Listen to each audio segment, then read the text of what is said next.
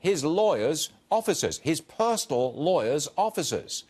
The president then tweeted a couple of times, listen to this, a total witch hunt. Then another one, attorney-client privilege is dead. Sebastian Gorka is with us, Fox News national security strategist and author of the book Defeating Jihad. Sebastian, I think you share my feelings. I thought that was a flat-out disgrace and an appalling thing to happen in America. Go ahead. It's truly outrageous. As a former Brit like yourself who chose this nation and is a proud American, you know, I never thought I'd see things like this happen. How long have we waited now, Stuart? What is it, more than a year with this investigation?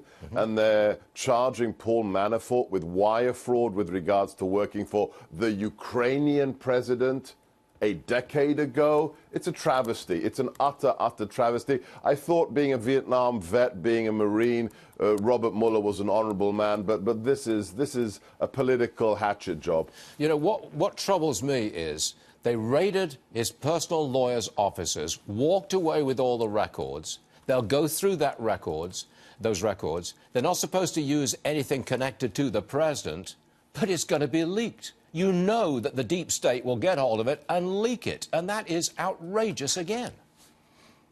Right, and this is a very important point, Stu. So think about the fact we've had more than a year of investigation, and you know what the swamp is like. I work in the swamp. If there had been any evidence connecting the president to Russia and collusion, it would have already leaked. They only leak the stuff they found that's damaging in other ways, but has nothing to do with the original remit of the special counsel. So it's a travesty and it has to end. So you're a national security guy. What do you think about the Syria situation? There's talk that maybe America should decapitate the Syrian regime and kill Assad. What would you say to that? Well, number one, that's been illegal since the 1970s. We're not allowed to assassinate other heads of state. There is a statute that says the U.S. president cannot order the assassination of another head of state. But beyond that, it's stupid. It's dumb. Assad is evil. Yes, he's as bad or if not worse than his father.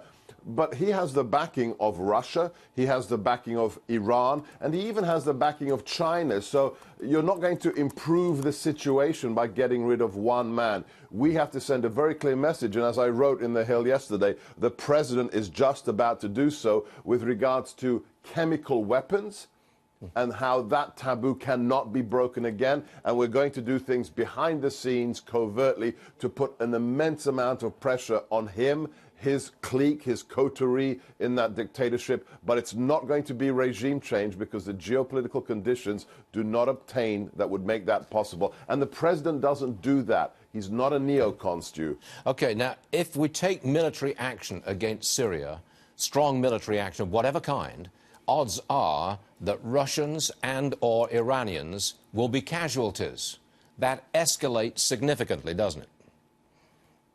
It does, but Russia is spread very thin. You look at what happened to the ruble yesterday. You look at the presence on the ground in Syria. It's not a significant one. And they've already lost a large amount. They're not even using their own troops because they realize how tenuous a situation they're in, and they're using paid mercenaries. So yes, there will be casualties, and Iran has to pay a big price for their sponsorship of this regime.